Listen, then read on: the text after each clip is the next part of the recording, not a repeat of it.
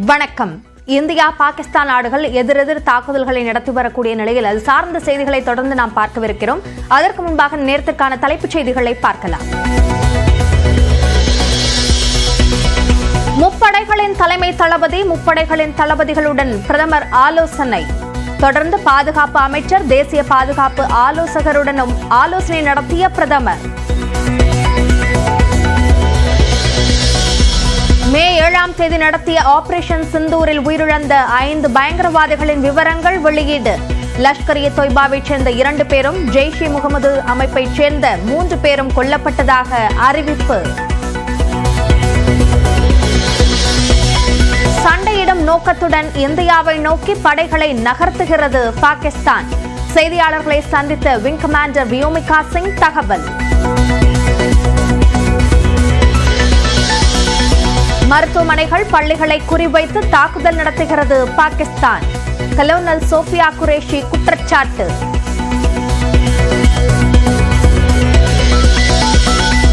சிர்சா உள்ளிட்ட விமானப்படை தளங்களை தாக்கியதாக பாகிஸ்தான் கூறுவது உண்மையல்ல. புகைப்படங்களை வெளியிட்டு பாதுகாப்பு படை அதிகாரிகள் விளக்கம்.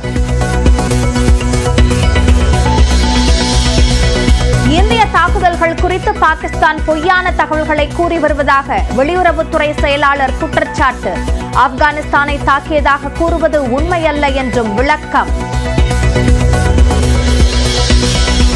பாகிஸ்தான் நடத்திய தாக்குதலில் அரசு அதிகாரி உள்ளிட்ட 5 பேர் ஜம்மு காஷ்மீரில் பலி.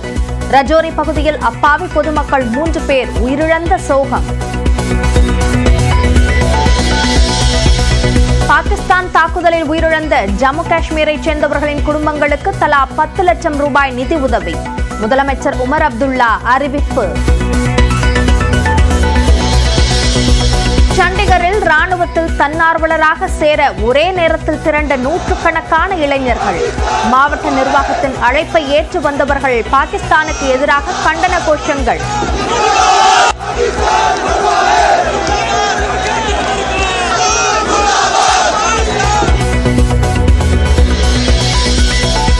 பாகிஸ்தானின் சியால்கோட்டில் செயல்பட்ட தீவிரவாதிகளின் ஏவுகணை ஏவுதளங்கள் கண்காணித்து துவம்சம் செய்த வீடியோவை வெளியிட்ட பாதுகாப்பு படை.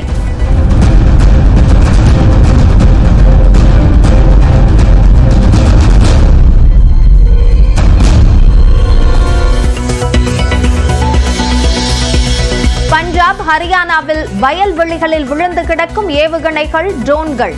பாகிஸ்தான் வீசியவற்றை இடைமறித்து தாக்கிய இந்திய படைகள். பஞ்சாபின் அமிர்தசரஸில் அத்துமீறி பறந்து வந்தபோது வீழ்த்தப்பட்ட பாகிஸ்தான் ட்ரோன். குஜராத்தின் கட்சில் தற்கொலை ட்ரோனை வெற்றிகரமாக வீழ்த்திய இந்தியாவின் L-70 பாதுகாப்பு அமைப்பு.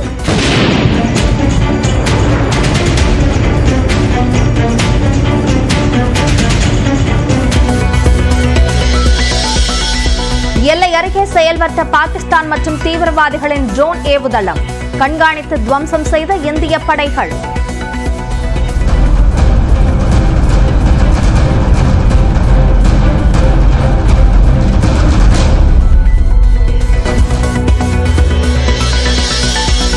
ஸ்ரீநகர் மற்றும் காஷ்மீரில் சுட்டு வீழ்த்தப்பட்ட பாகிஸ்தானின் 2 போர் விமானங்கள்.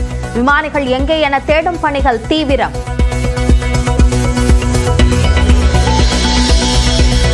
பாகிஸ்தானின் ரஜோரியில் இடைவிடாத தாக்குதல் நடத்தி வரும் பாகிஸ்தான். வேதனையுடன் உடைமைகளோடு வெளியேறும் பொதுமக்கள். பஞ்சாபில் எல்லை அருகே உள்ள அமிர்தசரஸில் மீண்டும் அபாய ஒலி எழுப்பி மக்களுக்கு எச்சரிக்கை. பாகிஸ்தான் தாக்குதல் நடத்தக்கூடும் என்பதால் வீடுகளை விட்டு வெளியே வர வேண்டாம் என அறிவுறுத்தல். பாகிஸ்தான் ஆக்கிரமிப்பு ஜம்மு காஷ்மீரில் கோயில் அருகே பாகிஸ்தான் தாக்குதல். ட்ரோன்களின் உடைந்த பாகங்களை கைப்பற்றிய பாதுகாப்பு படை.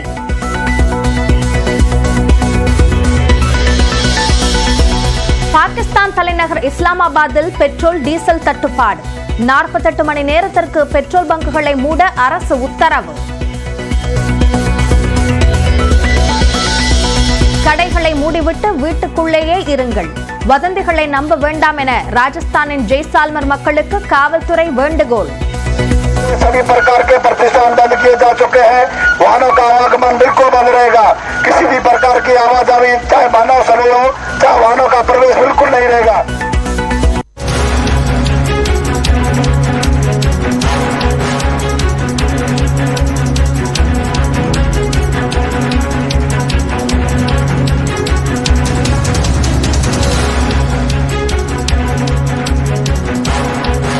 ஆப்கானிஸ்தானை குறிவைத்து இந்தியா தாக்கியதாக பாகிஸ்தான் கூறியிருந்த நிலையில் அதனை ஆப்கானிஸ்தான் மறுத்திருக்கிறது. இந்தியாவின் ஏவுகணை ஆப்கானிஸ்தானை தாக்கியதாக பாகிஸ்தான் குற்றம் சாட்டியிருந்த நிலையில் அதனை ஆப்கானிஸ்தானே மறுத்திருக்கிறது. அதனை முக்கிய செய்தியாக பார்க்கிறோம். இது மட்டுமின்றி பல்வேறு இந்த போர் பதற்ற சூழல் சார்ந்த தகவல்களை, கருத்துக்களை, பார்வைகளை நம்மோடு பகிர்வதற்காக ஓய்வு பெற்ற கர்னல் திரு ஆல்வின் நம்மோடு இணைந்திருக்கிறார். அவரோடு பேசலாம். வணக்கம் சார்.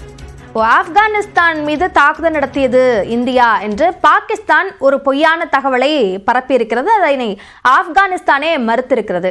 இதுபோன்று தொடர்ந்து பொய்யான பல செய்திகளை பாகிஸ்தான் பரப்ப முயல்கிறது. இது எதனாலன்னு நினைக்கிறீங்க? ஆப்கானிஸ்தான் வெர்பலி அவங்க இந்தியாவுக்கு நாங்க சப்போர்ட் பண்றோம் இந்த ஆபரேஷன் சிந்தூர்லங்கிறது ஓப்பனாவே அக்செப்ட் சொல்லியிருக்காங்க நியூஸ்ல.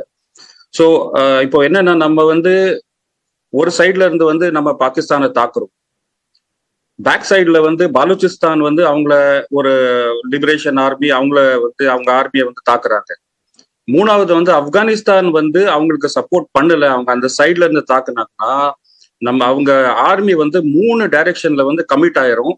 அதனால அவங்களோட ஆர்ம் போர்சஸோட பவர் வீக் ஆயிரும்.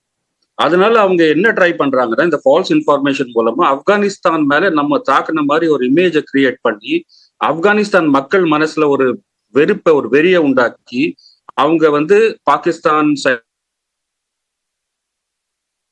சைடுக்கு அவங்க சப்போர்ட் உண்டாக்குறதுக்கு ட்ரை பண்ணிட்டு இருக்காங்க. அது நடக்க போற விஷயம் கிடையாது.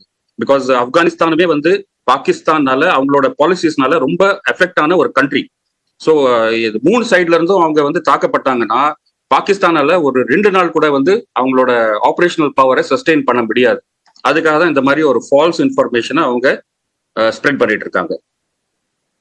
இது பற்றி நிறைய பேச வேண்டி இருக்கிறது திரு ஆல்வின். நம்ம தொடர்ந்து பேசலாம். அதற்கு முன்பாக நம்முடைய செய்தியாளர் சுசித்ரா இணைப்பில் இருக்கிறார். அவரோட பேசலாம். சுசித்ரா, ஆப்கானிஸ்தான் தரப்புல இருந்து என்னென்ன விளக்கம் இது தொடர்பாக கொடுக்கப்பட்டிருக்கு?